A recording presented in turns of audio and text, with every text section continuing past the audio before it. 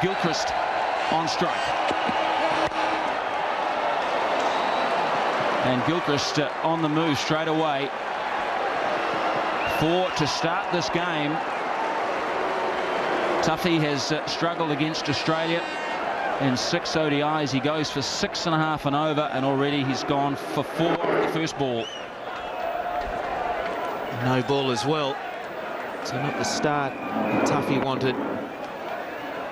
Gilchrist not as aggressive as we'd see him normally play that stroke, but he comes into this match not getting any runs under his belt in the initial 2 one-dayers. He'll be a little nervous. And another no ball there from Tuffey, so straight away you just wonder whether he's just a little bit too tense. He's under the pump a little bit. The selectors will want to see more. The coach wants to see more.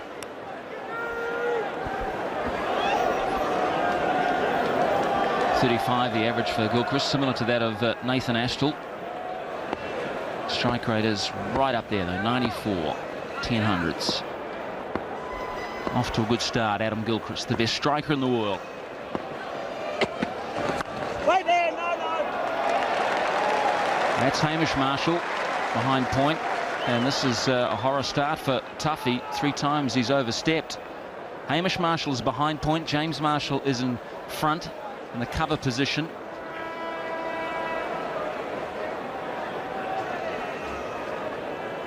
Two slips and 3 on the offside, saving 1. So far Australia 7 for none, and you could say without a ball being bowled. Maybe this time. No ball again. Well, I've never seen 4 in a row to start a match.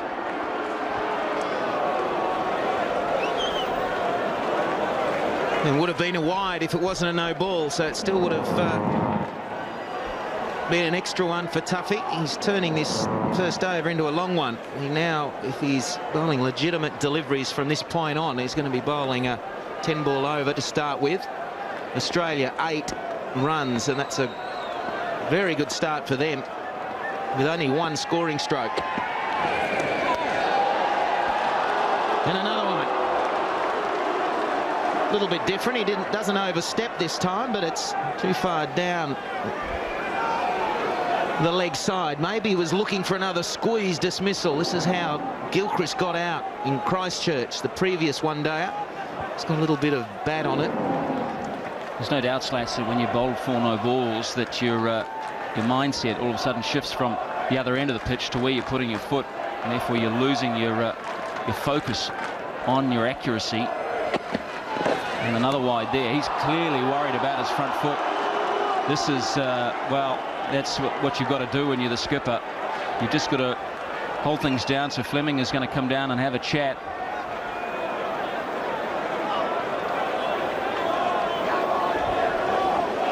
Well, that should be over. That's 6 deliveries gone.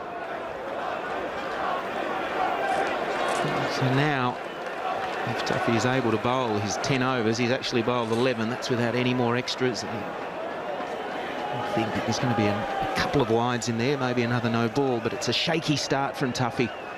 Really not the start that Fleming wanted to see from his Premier quick.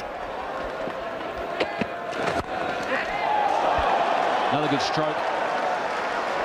Might be chased down by McMillan. No, that's gone away for 4, and a legitimate delivery. 14 from 1 ball. Second boundary for Gilchrist. He goes to 8. Extras are already 6. It's 14 for none. It's a tough ground, isn't it? That was a miss-hit from Gilchrist. These short boundaries really didn't get hold of that, and the bat was slicing, and it still ran away for 4. Only just got there. Jennings changed the field, slip out, short cover in. That'll be wide.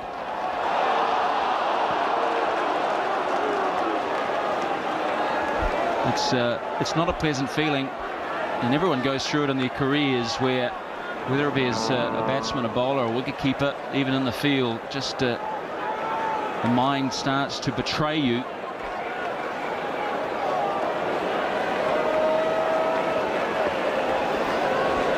You've got to feel sorry for him, don't you?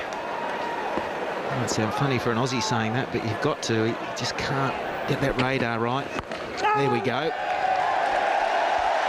And a big cheer, as you'd expect. That's better. That'll give him a lot of confidence. And stop Stephen Fleming chewing his fingernails there at first slip as well. And what you've got to do is you've got to say, right, that's my start. I've got to forget about everything else and now work on this next ball and the ball after. It's a little bit confusing if you've just tuned in. 2 balls, 15 for no loss. And if you have just tuned in, there's been a few wides and no balls. And another one. Dear, oh dear. Well, Fleming's already once taken a bit of a stroll down to have a chat, try and settle his nerves, just give him the basics, and he's probably saying, look, just forget holding it down the seam, hold it across the seam so there's nothing through the air for you. And let's just get this over, done with. You just got to get through. It's a tough time for Tuffey, and you've got to feel sorry for him.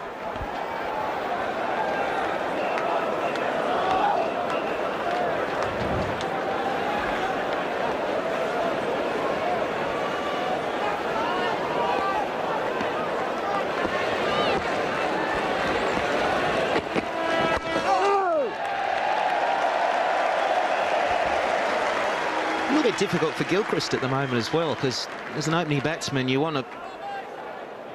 He knows basically what to expect from Tuffey. He's faced him a few times now and hasn't sort of got through the initial over or two, but with the ball coming, you know, many down the leg side, a few wides there was a wide outside the off stump, so if Tuffey can just get one right, then it might surprise Gilchrist, bring about a rash stroke.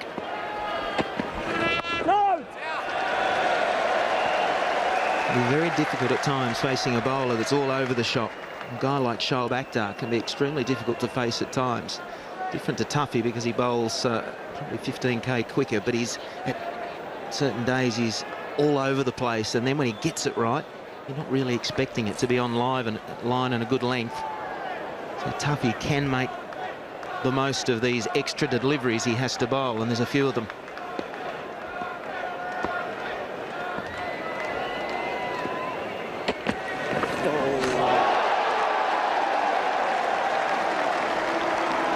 Biggest chair of all, and it is deservedly so. Good delivery here, got the line and the length and a little bit of movement off the seam. You know, he's so good at bowling the first over of a test or one-day international. 14 times he's done it for New Zealand and picked up a wicket. So this is really the other extreme, and a real shock, I'm sure. Last ball of the over. And well left by Gilchrist.